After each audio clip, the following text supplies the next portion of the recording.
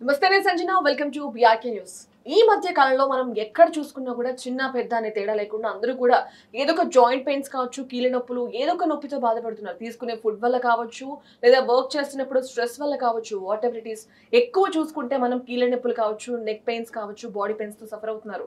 అసలు ఎందుకు సఫర్ అవుతున్నారు, ఎందుకు అట్లాంటి ప్రాబ్లమ్స్ చిన్న ఏజ్ నుంచి పెద్దవాళ్ళకి ఎందుకు వస్తుందో మనతో పాటు ఉన్నారు భాను పూర్ణిమ గారు, ఫిజియోథెరపిస్ట్. వారితో మాట్లాడి, డాక్టర్ గారితో మాట్లాడి దానికి పరిష్కార మార్గాలు తెలుసుకునే ప్రయత్నం చేద్దాం. నమస్తే మ్యామ్. నమస్తే అండి. సో ఈ మధ్య కాలంలో మనం చూసుకున్నట్టయితే ఏజ్ తో సంబంధం లేకుండా ప్రతి ఒక్కరు కూడా సఫర్ అవుతూ ఉన్నారు. బేసికలీ లైఫ్ స్టైల్ చేంజెస్ అని చెప్పుకోవచ్చు అండి. ఒకప్పుడు అంటే చిన్న వయసు నుంచి ఒకప్పుడు స్కూల్స్లో పెద్ద పెద్ద ప్లే గ్రౌండ్స్ ఉండేవి, ఆటలు ఉండేవి. ఇప్పుడు ఆడుకునే పిల్లలు ఎంతమంది కనిపిస్తున్నారు? అసలు ఆటలు అనేవి చాలా తక్కువైపోయాయి. దానికి తోడు సెడెంటరీ లైఫ్ స్టైల్, వర్క్ అంటే సిస్టమ్ ముందు కూర్చుంటే గంటలు గంటలు అక్కడే కూర్చుండిపోవడము, ఇర్రెస్పెక్టివ్ ఆఫ్ ప్రొఫెషన్ కంటిన్యూస్గా ఒకటే ప్లేస్లో ఉండిపోవడము. సో ఇలాంటి కారణాల వల్ల మనం ఈ నొప్పులు ఎక్కువయ్యాయి అని చెప్పుకోవచ్చు. ప్రకారం ఫిజికల్ యాక్టివిటీ లేకపోవడం వల్ల అన్నారు. బట్ ఫిజికల్ యాక్టివిటీస్ ఎక్కువ చేసినా కూడా వాళ్ళకి కూడా ఎక్కడికక్కడ పట్టేస్తూ ఉన్నాయి జాయింట్ పెయిన్స్. ఫిజికల్ యాక్టివిటీ ఎక్కువ అంటే ఓవర్ ఎప్పుడూ చేయకూడదండి. ఎప్పుడైనా మనం ఫిజికల్ యాక్టివిటీ అయినా ఏదైనా కూడా బ్యాలెన్స్డ్గా చేసుకోవాలి. సో మన బాడీకి మనం ఎంతైతే ఆహారం తీసుకుంటామో సో దానికి తగ్గ ఫిజికల్ యాక్టివిటీ మనము ఖర్చు అంటే క్యాలరీస్ రూపంలో దాన్ని ఖర్చు పెడుతూ ఉండాలి. సో ఎప్పుడైతే బ్యాలెన్స్డ్గా ఉంటామో అప్పుడు ప్రాపర్గా అన్ని రకాలుగా ఉంటుంది. సో మనకు కొంతమంది ఎక్సెసివ్ ఫిజికల్ యాక్టివిటీ అవసరం ఉన్న ప్రొఫెషన్స్లో ఉంటారు. సే ఫర్ ఎగ్జాంపుల్ అథ్లీట్స్ కావచ్చు, వీళ్ళు కావచ్చు. సో వీళ్ళు ఇలాంటి నొప్పులు ఇలాంటి వాటి బారిన పడకుండా ఉండాలంటే ప్రాపర్గా అంటే వాళ్ళ మెయిన్ యాక్టివిటీ చేసే ముందు మజిల్ని ప్రాపర్గా స్ట్రెంగ్తెన్ చేసుకోవాలి. సో యాక్టివిటీ చేసే ముందు వార్మప్స్ చేసుకోవడం కానీ, యాక్టివిటీ ఫినిష్ అయిన తర్వాత వార్మ్ డౌన్స్ చేసుకోవడం కానీ, సో ఇలా బ్యాలెన్స్డ్గా మెయింటైన్ చేస్తే నొప్పులు లేకుండా చూసుకోవచ్చు. సో ఇప్పుడు మీరు చెప్పినప్పుడు ప్లేయర్స్ ఉన్నారు, వాళ్ళు ఎక్కువ చేస్తూ ఉంటారు. సో కొంతమందికి ఇప్పుడు ఎవరైతే కిడ్స్ ఉన్నారో వాళ్ళ పేరెంట్స్ ప్లేయర్స్ దాంట్లో పంపించడానికి లైక్ స్పోర్ట్స్ లో పంపించడానికి భయపడుతున్నారు. కాజ్ ముందే చిన్న ఏజ్ లోనే బోన్స్ అరిగిపోతాయేమో, ఇక్కడికక్కడ క్రాక్స్ వస్తాయేమో, సఫర్ అవ్వాలేమో అని చెప్పేసి భయపడుతున్నారు. ఎందుకని అట్లా? అది చాలా తప్పు ఆలోచన అండి. చిన్నప్పటి నుంచి ఎక్కువ ఆటలు ఉంటేనే మజిల్ డెవలప్మెంట్ కానీ బోన్ డెవలప్మెంట్ కానీ ప్రాపర్గా ఉంటుంది. సో ఒకవేళ ఏమైనా చిన్న చిన్న ప్రమాదాలు జరగవచ్చు, దానివల్ల భయపడకూడదండి. ఎందుకంటే ఇప్పుడు రోడ్డు మీద వెళ్తూ ఉంటాము, ఎక్కడో ఒక యాక్సిడెంట్ అవుతుంది. సో అలా అని మనం మొత్తంకి వెహికల్ వెళ్లకుండా అసలు వెహికల్స్ అంటూ ఎక్కకుండా ఆపేలేం కదా. సో పిల్లలు అన్న తర్వాత పడుతూ ఉంటారు, దెబ్బలు తగులుతూ ఉంటాయి. It is part of their development అని వాళ్ళకి ఎలాగా దాన్ని ఫేస్ చేయాలి అనేది అలవాటు అవుతుంది. సో చిన్న చిన్న దెబ్బలు వాళ్ళకి తొందరగానే హీల్ అయిపోతాయి. ఒకవేళ బోన్స్ ఏమైనా ఫ్రాక్చర్స్ అట్లా అయినా కూడా వాళ్ళకి చాలా తక్కువ టైంలోనే వాళ్ళు హీల్ అయిపోతారు. సో దాని నుంచి వాళ్ళు ఫర్దర్గా ప్రాక్టీస్ అవ్వాలి. కానీ సో ఆ ప్రమాదాలకి భయపడి పిల్లల్ని యాక్టివిటీస్లో పెట్టకుండా ఉండడం అనేది కరెక్ట్ కాదండి. యాజ్ అ ఫిజియోథెరపిస్ట్ గా, డాక్టర్ గా మీ దగ్గర చాలా మంది పేషెంట్స్ వస్తూ ఉంటారండి. డాక్టర్ అయితే అట్లీస్ట్ పర్ డే 10,000 స్టెప్స్ నడవని చెప్తారు. సో చాలా మంది ఏం చేస్తారంటే మోకాళ్ళు ఎక్కడ అరిగిపోతాయో, మోకాళ్ళ నొప్పులు వచ్చేస్తాయని చెప్పి చాలా మంది నడవరు. అట్లీస్ట్ తిన్నా కనీసం 100 అడుగులు నడవమన్నా కూడా నడవరు. సో అటువంటి వారికి ఏం చెప్తారు? 40 minutes walk are 10,000 steps walk అనేది ప్రతి ఒక్కరికి వయసుతో సంబంధం లేకుండా కంపల్సరీ అండి. సో ఇన్ కేస్ అంటే ఇప్పుడు చాలా మంది అంటూ ఉంటారు ఆల్రెడీ మా మోకాలు అరిగిపోయాయండి, ఇంకా నడిస్తే ఇంకా ఎక్కువ అరిగిపోతాయేమో. సో ఎప్పుడైనా కూడా గుర్తుపెట్టుకోండి, మన బాడీలో ఉన్న పార్ట్స్ అంటే ఏ జాయింట్ ఎంతవరకు దాని జాయింట్ రేంజ్ మూమెంట్ ఉంటుందో దాని మేరకు మనము ఫుల్ ఫ్లెడ్జ్డ్గా దాన్ని యూసేజ్లో పెడుతూ ఉంటేనే అది ఫంక్షన్లో ఉంటుంది. సే ఫర్ ఎగ్జాంపుల్ ఒక డోర్ ఉందనుకుందాం. సో డోర్ని వేస్తూ తీస్తూ ఉంటేనే అది ఉంటుంది, ఫంక్షనింగ్ బాగుంటుంది. అలా కాకుండా డోర్ని ఐదర్ మూసేసి పెట్టేసినా లేకపోతే తెరిచి కంప్లీట్గా ఓపెన్ పెట్టేసినా కూడా ఆ లోపల హింజెస్ అనేవి తుప్పు పట్టేస్తూ ఉంటాయి, ఓపెన్ చేయడానికి. సో మన జాయింట్స్ కూడా అట్లాగేనండి. సో ఎప్పుడైతే మనము ఫుల్ రేంజ్లో వాటిని వాడుతూ ఉంటామో అప్పుడే మనం వాటిని అరిగిపోకుండా జాగ్రత్తగా చూసుకోవచ్చు. అలా అని గంటల తరబడి అంటే బాగా అలసిపోయేటట్టు చేయమని కాదు. సో బ్యాలెన్స్డ్గా ఏదైనా చేసుకుంటే మనకి ప్రాపర్గా ఉంటుంది. సో కొంతమందికి ఇక్కడ ఒక డౌట్, లైక్ గడ్డిలో వాటిలో నడిస్తే ఓకే, బట్ రోడ్ మీద దాని మీద స్లోప్స్ మీద నడిస్తే మళ్ళీ మోకాళ్ళు నొప్పులు వచ్చేస్తే అరిగిపోతాయి అంటారు. అది ఎంతవరకు కరెక్ట్? అసలు అది కరెక్టేనండి. సర్ఫేస్ని బట్టి అంటే మనం నడిచేటప్పుడు మన కాలు అనేది నేల మీద టచ్ అవుతుంది. సో నాది టచ్ అయినప్పుడు కింద నుంచి షాక్ అబ్జార్ప్షన్ అనేది మన మోకాల మీద జాయింట్ ఇంపాక్ట్ పడుతుంది. సో అలాంటి చోట్ల అంటే మనకి సర్ఫేస్ అనేది ప్రాపర్గా లేనప్పుడు మనం ఫుట్వేర్ జాగ్రత్తలు తీసుకుంటే అంటే ప్రాపర్ షూ వేసుకోవడము అలా జాగ్రత్తలు తీసుకుంటే ఈ ఇంపాక్ట్స్ నుంచి చూసుకోవచ్చు. అదే మనకి గడ్డిలో కానీ ఇసుకలో కానీ నడిచే అవకాశం ఉంటే హ్యాపీగా ఫుట్వేర్ అంటే చెప్పులు కానీ షూ కానీ తీసి పక్కన పెట్టేసి అవునండి డెఫినెట్లీ. సో మనం ఫుట్వేర్ కేర్ తీసుకోవాలి. ఫుట్వేర్ బేసిక్ గా చాలా మందికి ఎక్కువ దూరం నడవక్కర్లేదు, జస్ట్ స్టెప్స్ ఎక్కితేనే చాలా నొప్పులు వచ్చేస్తాయి. అండ్ ఇంకోటి మోకాలు ఫట్ ఫట్ మన సౌండ్ వస్తూ ఉంటుంది. అవునండి. ఎందుకని అట్లా? సో స్టెప్స్ ఎక్కితేనే అంటే ఫిట్నెస్ కోసము స్టెప్స్ ఎక్కడం అనేది నేను అడ్వైస్ చేయనండి. ఓకే అంటే as a part of life అంటే ఇల్లు ఒకవేళ ఫస్ట్ ఫ్లోర్ లో ఉంది, లేకపోతే as a nature of job అక్కడ లిఫ్ట్ లేదు, మెట్లు ఎక్కాల్సి వస్తుంది, ఓకే పర్వాలేదు ఎక్కొచ్చు. కానీ చాలామంది షాపింగ్ మాల్స్లో చూస్తుంటాము 13 ఫ్లోర్లు 15 ఫ్లోర్లు కూడా లిఫ్ట్ మానేసి మెట్లు ఎక్కేస్తూ ఉంటారు ఫిట్నెస్ కోసం అని. అది అడ్వైజబుల్ కాదు, నేనైతే అడ్వైజ్ చేయను. ఎందుకంటే our joints are not meant for steps ఎక్కడానికి మన అనాటమీ డిజైన్ చేయబడలేదు. సో అవసరం అయితే తప్పితే స్టెప్స్ అనేది అవాయిడ్ చేయమని చెప్తాను. ఇంకో కేటగిరీ ఉంది, మీరు చెప్పినట్టు కొంతమంది స్టెప్స్ ఎక్కడానికి ఇష్టపడతారు, కొంతమంది వెళ్ళేటప్పుడు ఎస్కలేటర్ లో లిఫ్ట్ యూజ్ చేసి దిగేటప్పుడు మాత్రం స్టెప్స్ యూజ్ చేస్తారు. అవును, దిగేటప్పుడు పర్వాలేదండి. దిగేటప్పుడు అంటే మన దీని మీద జాయింట్స్ మీద అంత ఇంపాక్ట్ ఏం పడదు. బట్ ఎక్కేటప్పుడు అవసరమైతే తప్పితే అంటే 3 floors 4 floors వరకు ఓకే, అంతకంటే ఎక్కువ అయితే నేనైతే అడ్వైస్ చేయను. తప్పనప్పుడు ఇంకా తప్పదు. అసలు ఎక్కద్దని చెప్పాను, మీరు అలా అనకండి. లేదు 13 ఫ్లోర్లు ఉన్నారు కదా ఇప్పుడు, అది ఎక్కడం అయితే మ్యాండేటరీ కాదు, ఎక్కువ చెప్తారు. ఒక 2, 3, 5 floors వరకు దట్స్ ఫైన్. ఓకే అంటే సో చాలా మందికి ఎక్కువ మనం చూసుకుంటే చేతులే కావచ్చు, మెటికల్ ఎప్పుడు విరుస్తూ ఉంటారు, ఫట్ ఫట్ మన సౌండ్ వస్తుంది, ఈవెన్ నెక్ కూడా. సో అది ఎంత వరకు కరెక్ట్ అంటే హెల్త్ కి ఎంత మంచిది అది ఇట్లా విరవడం వల్ల? అంటే తర్వాత ఏం ప్రాబ్లం కాదంటారు? సో విరవటం వల్ల సౌండ్స్ అంటే ఇప్పుడు సే ఫర్ ఎగ్జాంపుల్ ఎక్కడైనా స్టిఫ్నెస్ ఉంది, లిగమెంట్స్ అంటే జాయింట్స్ టెండాన్స్ లిగమెంట్స్ అన్ని కలిపి ఫామ్ అవుతాయి కదా, స్పెసిఫిక్ గా ఒకటే ప్లేస్ లో ఉండటం వల్ల అది కొంచెము అంటే దానికి యాక్టివిటీ అది అడుగుతూ ఉంటుంది. సో అలాంటప్పుడు మనకి విరుచుకోవాలి అన్న తర్వాత అది చాలా ప్రాబ్లం అయిందని చెప్పి ఫ్యూచర్ లో ప్రాబ్లం అయింది ఇప్పుడు. అండ్ ఇంకోటి అది ఇట్లా అంటేనే అది ఫ్రీ అయిపోతుంది హ్యాండ్, తర్వాత మళ్ళీ అలా ఒక 5-15 minutes వరకు మళ్ళీ పట్టేస్తోంది. అంటే బాడీలో ఏమైనా విటమిన్స్ ప్రాబ్లం వల్ల అట్లా అవుతుంది అంటారా? వైటమిన్స్ ప్రాబ్లం అని కాదండి, మీ నేచర్ ఆఫ్ వర్క్ వల్ల. అంటే మీకు స్పెసిఫిక్గా మీరు పట్టేస్తోంది అంటే ఆ పర్టికులర్ ఏరియాలో మీకు మజిల్ వీక్గా ఉన్నట్టు అది మిమ్మల్ని ఇండికేట్ చేస్తుంది, నన్ను కదిల్చండి, నన్ను ఒకటే ప్లేస్లో ఉంచొద్దు అని. సో దానివల్ల ఇబ్బంది అయితే ఏం అవ్వదు, కానీ హ్యాబిచువల్గా ఫామ్ చేసుకుంటే మాత్రము అది కొంచెం చూడడానికి ఇబ్బందికరంగా అనిపిస్తుంది, అంతే తప్పితే దానివల్ల పెద్ద ప్రాబ్లం అయినా. సో మీకు అలా విరుచుకోవాలన్న ఇంటెన్షన్ మీకు వస్తుంది అంటే నన్ను కదపండి అని మీకు అది మిమ్మల్ని చెప్తుంది. సో ఇప్పుడు మనం చూసుకున్నట్టయితే చాలా మందికి చిన్న ఏజ్ లో లిగ్మెంట్స్ మోకాలు కావచ్చు అరిగిపోతున్నాయి ఫట్ ఫట్ మరి. సో అయితే ఒక కాలికి అరిగిపోవడం ఇది ఒక ప్రాబ్లం అవుతుంది. సో ఎందుకనంటే లైక్ ఇప్పుడు మీరు చెప్పినట్టు బాడీలో ఫిజికల్ యాక్టివిటీ ఒకటే చోట ఉండి ఎక్కువసేపు స్ట్రెయిన్ అవ్వడం వల్ల అంటారా? సో మోకాలు స్పెసిఫిక్ గా అంటే చాలా మందిలో గమనిస్తున్నాం, ఇది వరకు ఏంటంటే ఏజ్డ్ వాళ్ళలోనే అబౌవ్ 65 years వాళ్ళలోనే అరుగుదల ఉండేది. ఇప్పుడు late 30s late 20s early 30s లో కూడా ఎక్స్రే చూస్తుంటే అరిగిపోయే కనిపిస్తున్నాయి. సో మెయిన్ మోకాల్ని మనం ఫుల్ రేంజ్లో మనం వాడకపోవడం, అంటే మనము చిన్నప్పుడు నేల మీద కూర్చుని భోజనాలు చేసేవాళ్ళము, లేదా ఇండియన్ టాయిలెట్స్ యూజ్ చేయడము. సో ఈ పొజిషన్ స్క్వాటింగ్ పొజిషన్లోకి రోజు దేవుడి దగ్గర కూర్చొని దండం పెట్టుకోవడం, ఇవన్నీ సాష్టాంగ నమస్కారం చేయడము, ఇవన్నీ మొత్తం మోకాలు హిప్ జాయింట్స్ అన్నీ కంప్లీట్గా యూసేజ్లోకి వచ్చేవి. ఇప్పుడు అసలు అలాంటివి ఏం లేవు కదండి. సో పిల్లలే ఎంతమంది నేల మీద కూర్చుంటున్నారు, ఇంతమంది చదువుకోవాలంటే కూడా నేల మీద కూర్చునే చిన్న బల్ల ఒకటి వేసుకొని ఆ భోజనం కూడా అందరం కూర్చుని తినేవాళ్ళం. చదువుకునేటప్పుడు పిల్లలు కూడా అందరు కింద కూర్చొని డెస్క్ల మీద పెట్టుకొని రాసుకుని. ఇప్పుడు ఎంతమంది అసలు నేల మీద కూర్చోగలుగుతున్నారు చెప్పండి? స్టూల్ వేసుకొని కూర్చుంటున్నారు, పూజల్లో కూర్చునే వాళ్ళు కూడా పీట మీద కూడా కూర్చోలేని పరిస్థితి. సో ఎప్పుడైతే మన జాయింట్ ఫుల్ రేంజ్ లోకి మూమెంట్ లోకి అసలు వాడటమే మనం మర్చిపోయామో ఆటోమేటిక్గా అది కూడా అరిగిపోతుంది. సో ఇప్పుడు మీరు చాలా కేసెస్ చూసుంటారు, అసలు కింద కూర్చోరు. సో చాలా ఇక్కడ ఒక కాంప్లికేషన్ ఏంటంటే చాలా మంది వెస్ట్రన్ టాయిలెట్ యూజ్ చేస్తారు, ఇండియన్ది యూజ్ చేయరు. అది ఎంతవరకు హెల్త్ కి మంచిది చాలా మందికి తెలియదు, బట్ ఇండియన్ది చాలా మంచిదని చెప్తూ ఉంటారు. సో ఎంతవరకు అది మంచిది అంటారు, ఎందుకు యూజ్ చేస్తే బాగుంటుంది అంటారు? సో ఇండియన్ టాయిలెట్ అనేది స్పెసిఫిక్ గా మనకి ఏజెస్ నుంచి అంటే అది టాయిలెట్ అంటే మనం తిన్న ఫుడ్ డైజెస్ట్ అయ్యే బయటకు వచ్చి that is the exact position. యాక్చువల్గా malasana is the exact position.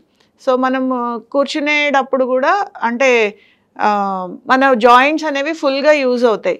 So మనము స్క్వాటింగ్ పొజిషన్లో కూర్చోం, కానీ నార్త్ ఇండియా సైడ్లో అయితే భోజనానికి కూర్చునేటప్పుడు కూడా అదే పొజిషన్లో కూర్చొని భోజనాలు కూడా చేస్తారు. సో మనం బాస్పట్లు వేసుకొని కూర్చుంటాం, మన ట్రెడిషన్లో మనం బాస్పట్లు వేసుకొని కూర్చుంటాం. సో మనం ఆ పొజిషన్ మనకి జాయింట్ అనేది కంప్లీట్గా బెండ్ అనేది అవుతుంది. సో కంప్లీట్గా జాయింట్ బెండ్ అయ్యి యూజ్ చేస్తూ ఉంటే అది దాని ఫంక్షన్ అది చేసుకుంటూ వెళ్తుంది,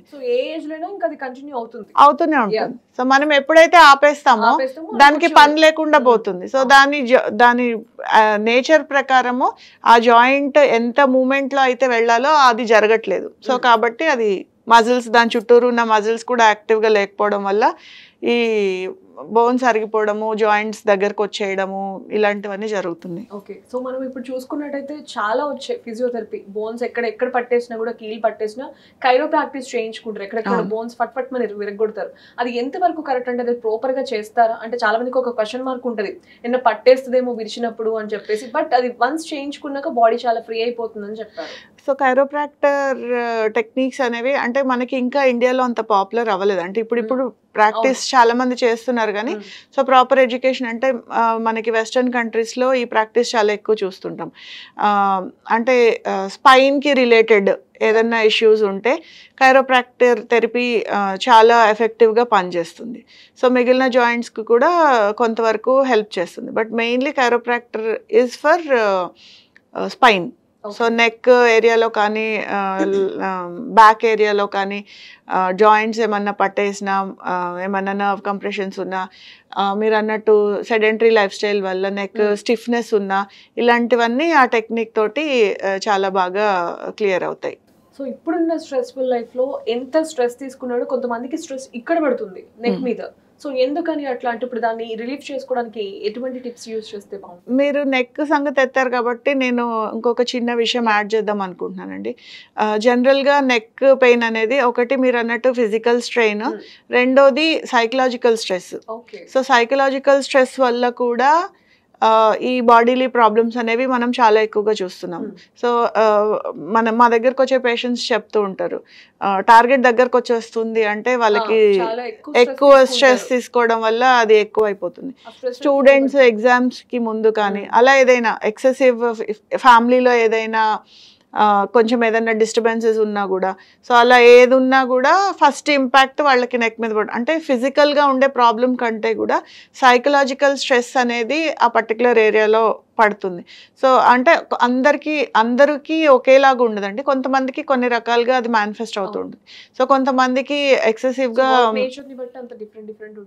వర్క్ నేచర్ని బట్టి కాదు, బాడీ నేచర్ని బట్టి. సో కొంతమంది నెక్ ప్రాబ్లం వస్తుంది, కొంతమందికి షోల్డర్ పట్టేస్తూ ఉంటుంది, కొంతమందికి గ్యాస్ట్రిక్ ఇరిటేషన్, ఎక్సెసివ్గా గ్యాస్ ఫామ్ అయిపోవడము, ఇలాంటి ఇబ్బందులతో వాళ్ళు బాధపడుతూ ఉంటారు. ఆ ప్రాబ్లంకి మందులు వేసుకుంటూ ఉంటారు, కానీ దానికి రూట్ కాజ్ అయిన స్ట్రెస్ గురించి మర్చిపోతారు. సో అంటే కంపారిటివ్లీ ఇప్పుడు మనం సైకోసోమాటిక్ డిజార్డర్స్ అని పిలుస్తాం వీటిని. సో ఇందులో బాగా ఎక్కువగా మనం చూసేది గ్యాస్ట్రిక్ ప్రాబ్లం ఒకటి, నెక్ పెయిన్ ఒకటి. సో నెక్ పెయిన్ చాలా ఎక్కువగా సైకలాజికల్ ప్రాబ్లం వల్ల చూస్తూ ఉంటాం. సో వీళ్ళలో ఏంటంటే ఎంత ట్రీట్మెంట్ తీసుకున్నా, ఎన్ని మెడిసిన్స్ వేసుకున్నా కూడా ప్రాబ్లం అనేది సాల్వ్ అవ్వదు. బట్ ఎప్పుడైతే స్ట్రెస్ తగ్గించుకుంటారో అప్పుడు ఆటోమేటిక్గా తగ్గిపోతూ ఉంటుంది. స్ట్రెస్ ని రెడ్యూస్ చేసుకుంటే ఆటోమేటిక్ గా. సో బేసిక్ గా చాలా మంది పేషెంట్స్ మీ దగ్గరకు వస్తారు కదా, మీరు ఏం ప్రిస్క్రైబ్ చేస్తారు మందుల్ని పక్కన పెడితే? మేము అసలు మెడిసిన్స్ అనేవి ఇవ్వమండి. సో వాళ్ళు వచ్చిన సిచ్యువేషన్ని బట్టి, అంటే వాళ్ళు ఎంత పెయిన్లో వచ్చారు, ఫస్ట్ పెయిన్ రేటింగ్ చెప్పమని చెప్తాము. So on scale of 1 to 10 ఎంత ఎక్కువ నొప్పి ఉంది అని. సో దాన్ని బట్టి ప్లస్ అది ఎలాగా మేనిఫెస్ట్ అవుతుంది, ఎప్పుడు ఎక్కువ వస్తుంది, ఇలాంటి మాకు క్వశ్చనేర్ ఉంటుంది. సో దాన్ని బట్టి మనం డిటర్మైన్ చేసుకుంటాం. సో వీళ్ళకి ఎందుకు వస్తుంది పెయిన్ అనేసి.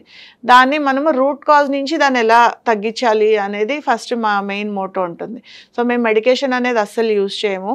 సో మాకు ఎలక్ట్రోథెరపీ, ఎక్సర్సైజ్ థెరపీ 2 రకాలుగా మేము ట్రీట్ చేస్తాం. ఎలక్ట్రోథెరపీ అంటే మెషిన్స్ ఉంటాయి. సో మెషిన్స్ ద్వారా first pain reduction. So first అంతా ఒక వచ్చిన నొప్పిలో కనీసం ఒక 50-60% పెయిన్ ఎప్పుడైతే తగ్గుతుందో మళ్ళీ ఫ్యూచర్లో పెయిన్ రిపీట్ అవ్వకుండా మనం ఎక్సర్సైజెస్ అనేవి వాళ్ళకి నేర్పిస్తాం. ఇప్పుడు ఏదైతే ఎక్విప్మెంట్ యూజ్ చేస్తున్నారో అది ఎంతవరకు అంటే లైక్ ప్రమాదం అని చెప్పేసి చాలా మంది ఎక్విప్మెంట్స్ యూజ్ చేయరు. కొన్నిటికి ఎక్విప్మెంట్స్ పెయిన్ ఎక్కువ ఉంటే కనుక దాన్ని రిడ్యూస్ చేయడానికి యూజ్ చేస్తారు. అది ఏ విధంగా ఇంపాక్ట్ చూపిస్తాయి? సో ఫిజియోథెరపీ ట్రీట్మెంట్ అనేది సేఫెస్ట్ ట్రీట్మెంట్ అండి. మేము యూజ్ చేసే ఎక్విప్మెంట్స్ కూడా చాలా సేఫ్ దీంట్లోనే ఉంటాయి. సో దీనివల్ల పెద్దగా ఇబ్బంది వచ్చేవేమి ఉండేవి. ట్రీట్మెంట్ చేయించుకోవడం వరకు ఓకే, బట్ ఇప్పుడు ఆన్లైన్లో ఎవరికి వాళ్ళు డాక్టర్ ప్రిస్క్రైబ్ చేయకపోయినా ఎవరికి వాళ్ళు చూసుకుని కొనేసుకుంటున్నారు, ఇంట్లోనే హోమ్లో చేసేసుకుంటున్నారు అనమాట రెమెడీస్. లైక్ బ్యాక్ పెయిన్కి కావచ్చు, కాళ్ళ నొప్పులకి కావచ్చు, ఇప్పుడు చాలా వచ్చేసాయి, మసాజర్స్ చాలా వచ్చేసాయి, తలనొప్పికి కావచ్చు. సో అవి ఎంతవరకు సేఫ్ అని మీరు అంటారు? అవి సేఫ్ అని నేనైతే చెప్పనండి. ఎందుకంటే వాటి వల్ల అంటే డాక్టర్స్ అంటే ఇప్పుడు మా దగ్గరకు వచ్చారనుకోండి, వాళ్ళు అంటే వాళ్ళ కండిషన్ని మేము అసెస్ చేస్తాం. అసెస్ చేసి ఆ పర్టికులర్ కండిషన్కి ఎంత టైము ఫస్ట్ మనం యూజ్ చేయాలి, దాన్ని ఎలా యూజ్ చేయాలి, అలా కాకుండా కొన్ని తెలుస్తుంది. అండ్ కొన్ని మెషిన్స్ యూసేజ్కి కొన్ని కాంట్రా ఇండికేషన్స్ కండిషన్స్ ఉంటాయి. సో అంటే కొన్ని ఫిజికల్ కండిషన్స్, అది కాంట్రా ఇండికేషన్స్ అంటాం వాటిని. సో అవన్నీ మాకు తెలుస్తాయి కాబట్టి మేము సేఫ్గా యూజ్ చేస్తాం. సో ఎవరికి వాళ్ళు యూజ్ చేసుకుంటే ఇప్పుడు ఒకటే పేషెంట్ ఒకటే ఇద్దరు పేషెంట్స్ సేమ్ కండిషన్తో మా దగ్గరకు వచ్చినప్పుడు ట్రీట్మెంట్ అనేది డిఫరెంట్గా జరిగే అవకాశం ఉంటుంది.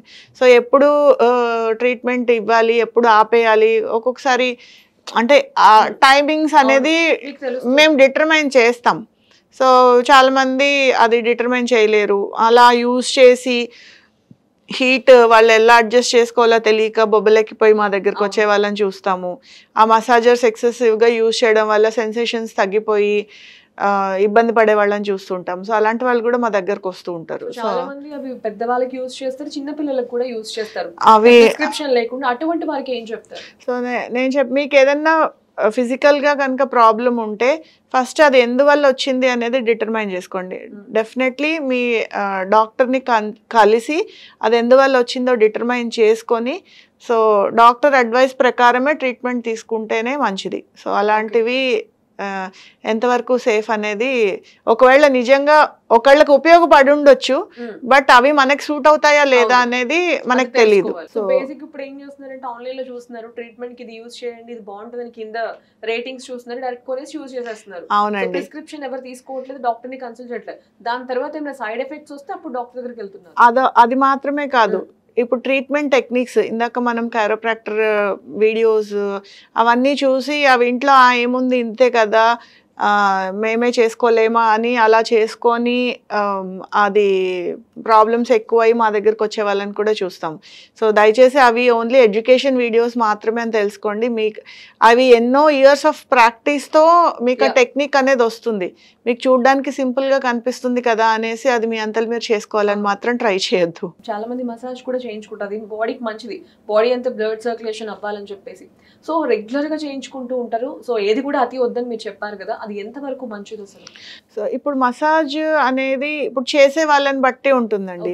So properly professionally trained massage థెరపిస్ట్లకి వాళ్ళకి ఎనాటమికల్గా ఏ మజిల్కి ఏ ఏరియాస్లో ప్రెషర్ ఇవ్వాలి, ఏ మజిల్ని ఎంతవరకు ఇది చేయాలి, సో వాళ్ళ ప్రొఫెషన్ బట్టి వాళ్ళు చేస్తారు. సో అలా ట్రైన్డ్ ప్రొఫెషనల్ మసాజ్ థెరపిస్ట్ చేయించుకోవడం వరకు ఓకే, కానీ బట్ ఎవరితో పడితే వాళ్ళతో చేయించుకోవడం అనేది అడ్వైజబుల్ కాదు. అలా మనం డిటర్మైన్ చేయలేమండి. డిపెండ్స్ ఆన్ అంటే కొన్ని కండిషన్స్ ఉంటాయి. అంటే వాళ్ళకి సహజంగానే మజిల్ కొంచెం స్టిఫ్నెస్ రావడం కానీ అలాంటి ఉంటే కనుక వెళ్ళొచ్చు. కానీ బట్ బేసికల్ అలా చేసే వాళ్ళందరూ ఫిజికల్ యాక్టివిటీ చేయని వాళ్ళే ఉంటారు. ఒబెసిటీ ఎవరైతే ఉంటారో వాళ్ళ ఇంటికి పిలిపించి లైక్ తెలిసిందే కదా మసాజ్ సెంటర్కి వెళ్ళి సో అలా చేయించుకుంటారు. అందుకని అడుగుతాను. అవి అయితే నేనైతే అడ్వైస్ చేయనండి. ఇన్ కేస్ మీకు డాక్టర్ కనుక ప్రిస్క్రైబ్ చేసి ఉంటే, లేదంటే మీకు ఏదైనా మెడికల్ కండిషన్ వల్ల మీకు మజిల్ స్టిఫ్ అయ్యే ఛాన్స్ ఉంది, అలాంటి కండిషన్స్ ఏమన్నా ఉంటే మీరు ఒక ట్రైన్డ్ సర్టిఫైడ్ ప్రొఫెషనల్ దగ్గర చేయించుకోండి. కానీ మీరు ఊరికే జనరల్గా బాడీ రిలాక్సేషన్ కోసమో ఎక్కడికి పడితే అక్కడికి వెళ్ళి ఎవరితో పడితే వాళ్ళతో చేయించుకోవద్దు. ఓకే.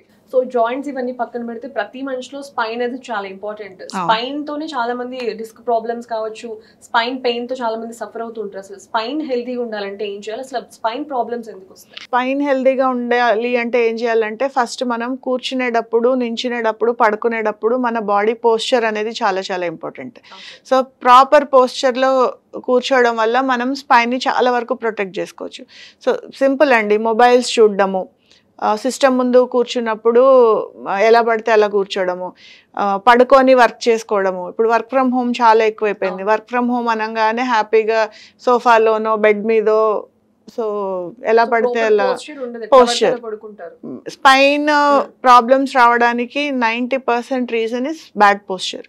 సో ఎప్పుడైతే మనం పోస్చర్ కరెక్ట్గా మెయింటైన్ చేస్తామో స్పైన్ ప్రాబ్లమ్స్ అనేవి రాకుండా ఉంటాయి. లేదంటే ఇంకా వేరే వేరే కండిషన్స్ వల్ల, ఏదైనా యాక్సిడెంట్స్ వల్ల కావచ్చు, లేదంటే సడన్గా ఏదైనా వెయిట్ లిఫ్ట్ చేసినప్పుడు డిస్క్ ప్రొలాప్స్ అవ్వచ్చు, ఇలాంటి ఏమన్నా అవి సెకండరీ.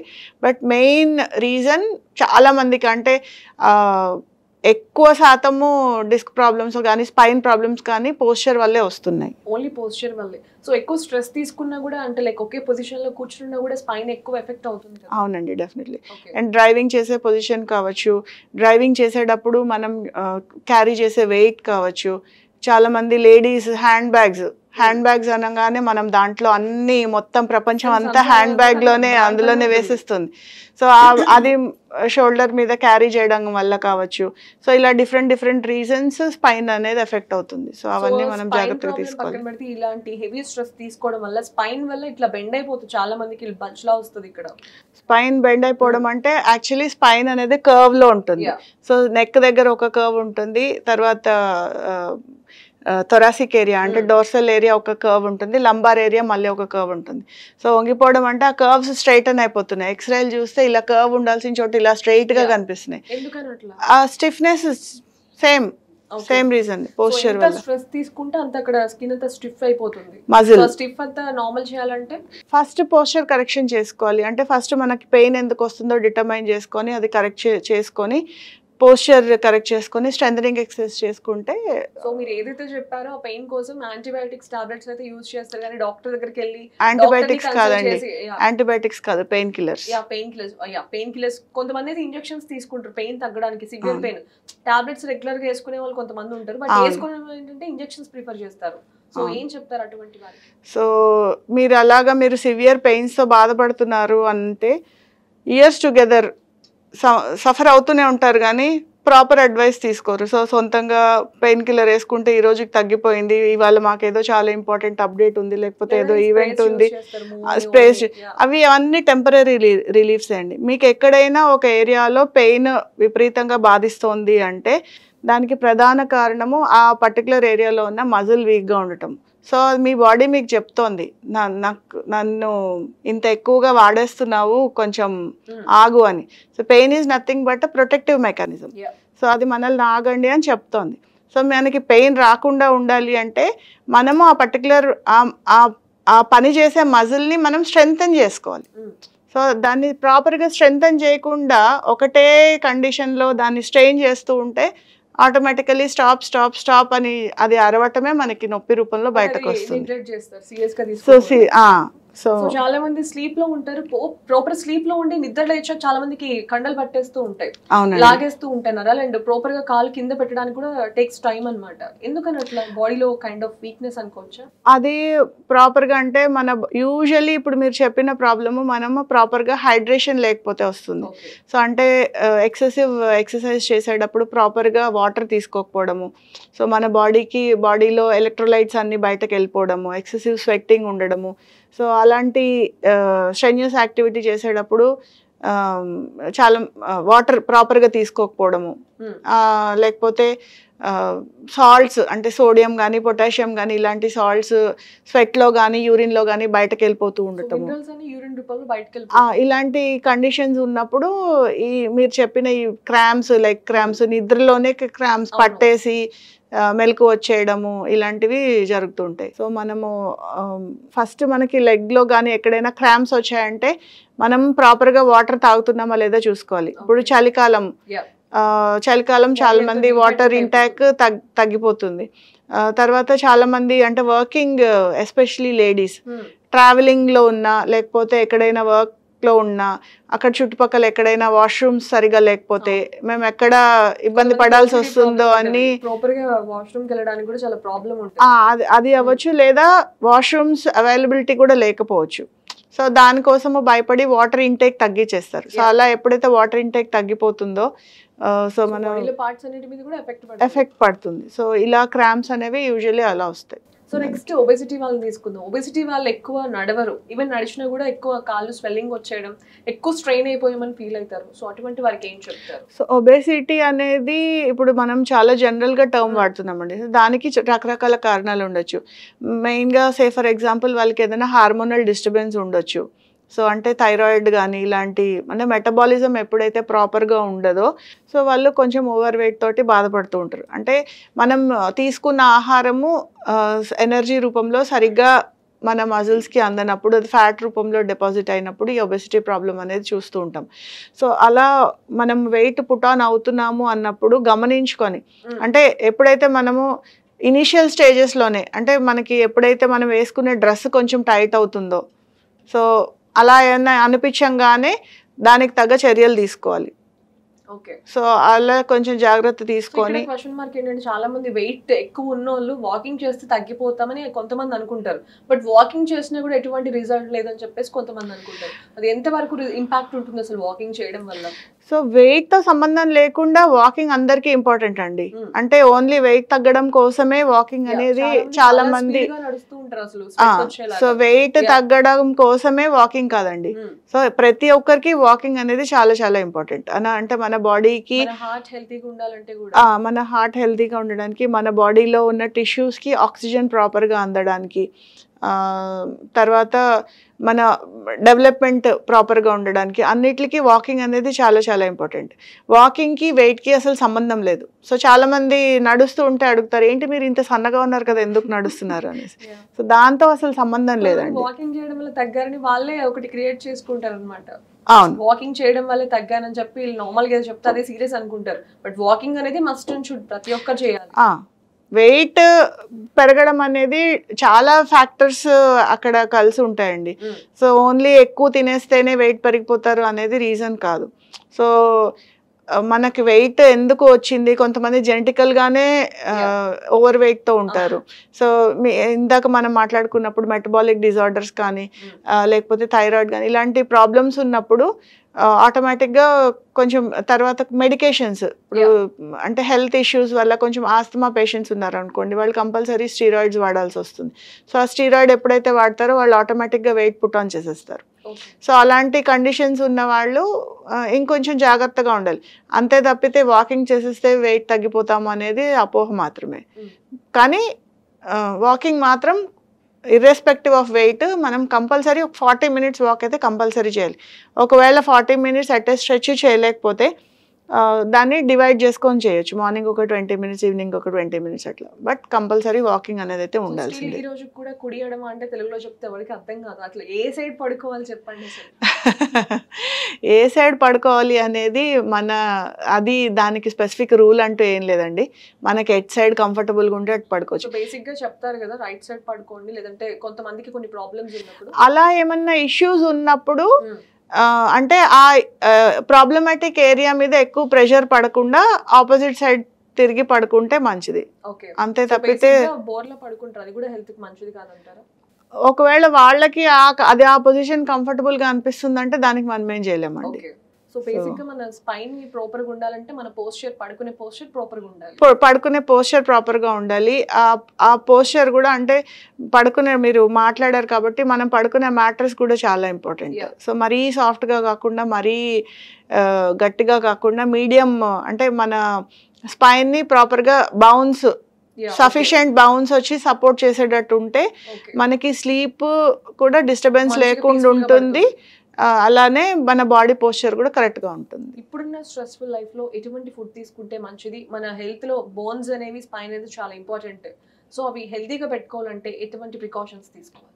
మనం ఇందాకే మాట్లాడుకున్నాం పోస్చర్ ఒకటి, మనం కూర్చునే పోస్చర్ కానీ నుంచునే పోస్చర్ అంటే కంటిన్యూస్గా ఒకటే పోస్చర్లో కూర్చోవాల్సి వస్తే మనం అలారం పెట్టుకొని ఎవ్రీ 2 అవర్స్కి ఒకసారి అలారం పెట్టుకొని జస్ట్ కొంచెం నెక్ ఎక్కువ యూజ్ చేసేటట్టే కొంచెం చిన్న చిన్న ఎక్సర్సైజ్ అంటే కూర్చొని అంటే మరీ ఎక్కువ లేచి వెళ్ళిపోయి అలా చేసే పరిస్థితి లేనప్పుడు జస్ట్ చిన్నగా రిలాక్స్ అవ్వడము. అంటే ఎక్సెసివ్ స్ట్రెస్ మన మీద అంటే కంటిన్యూస్గా 12 అవర్స్ 14 అవర్స్ 16 అవర్స్ లేకపోతే నైట్ అవుట్లు కూడా కంటిన్యూస్గా, సో అలా పడకుండా ఎవ్రీ 2 అవర్స్కి మన ఫోన్లో అలారం పెట్టుకుంటే దాని మీద నుంచి ఫోకస్ బయటకు వస్తుంది.